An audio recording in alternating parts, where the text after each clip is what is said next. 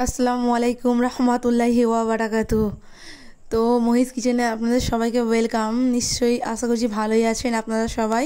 তো আমি আজকে বানাবো গরুর মাংসের টিকিয়া অথবা টিক্কা বা কাবাবও বলতে পারেন। তো আমি ব্লেন্ডারের মধ্যে মাংসগুলো পিস পিস করে কেটে নিয়েছি। তো আমি দিয়ে দেব ব্লেন্ডারে মাংসগুলো, সামান্য লবণ, আর দিয়ে দেব ধনিয়া পাতা আর কাঁচা লঙ্কা, তারপর পেঁয়াজ কুচি দিয়ে ভালোভাবে ব্লেন্ড করে দেব।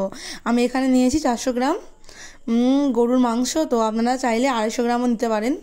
তো আমি ব্লেন্ড করে নিয়েছি। তারপর আমি মশলাগুলো দিয়ে দেবো, যেরকম হলুদ গুঁড়ো, লবণ, লঙ্কার গুঁড়ো, তারপর মিট মশলা, গরম মশলা দিয়ে আমি ভালো করে মেখে নেব মিশ্রণটাকে। মেখে নিলাম, নিয়ে এবার যাব রান্নার দিকে। তারপর বেসন দিতে হবে। আমি মশলাগুলো মাখিয়ে নেওয়ার পরে এর উপরে দিয়ে দিলাম বেসন। তো ভালো করে এগুলোকে ভালোভাবে মাখিয়ে নিতে হবে। তারপর আমি যাব রান্নার দিকে। তারপর আমি ভালোভাবে মাখিয়ে নিয়েছি, দেখতেই পাচ্ছেন খুব সুন্দরভাবে মাখিয়ে নিয়েছি।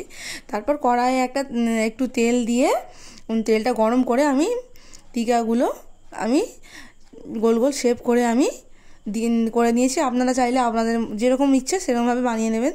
তো আমি এইভাবে দিয়ে কড়াইতে দিয়ে লাল লাল করে ভেজে নিচ্ছি।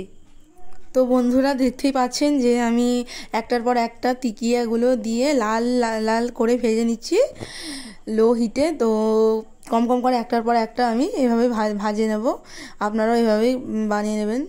তো আপনারা চাইলে মাংসের পরিমাণটা কমও নিতে পারেন। আজকে রমজান স্পেশাল ছিল, তাই আমি এই জন্যই বানিয়েছি একটু বেশি করেই। তো এইভাবে আমি বানিয়ে নিয়েছি লাল লাল করে টিকিয়াগুলো। খেতে টেস্টি হয়েছিল। আপনারা অবশ্যই বাড়িতে বানিয়ে খাবেন, দেখবেন খুবই ভালো হবে, টেস্টি হবে। কোনো স্পেশাল মশলা ছাড়া আমি বানিয়েছি।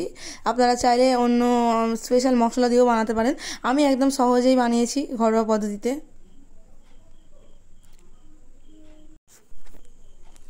তারপর আমি এভাবে লাল লাল করে ভেজে নিয়েছি সব কটা। তো আমি সবগুলোই আপনাদেরকে দেখিয়েছি, আপনারা চাইলে স্কিপও করতে পারেন। আমি সবগুলো এইভাবে উল্টে পাল্টে একটার পর একটা ভেজে নিয়েছি। তো দেখুন বন্ধুরা, দেখতে খুব লোভনীয় লাগছে, তাই না? জিভে জল আসা যাচ্ছে। তো আমি তো রোজা রেখেছিলাম, তো আমি ইফতারের পর খেয়েছি, ভালোই হয়েছিল আলহামদুলিল্লাহ। তো ফিরে আসছি পরের রান্নায়, আবার পরের রেসিপি নিয়ে।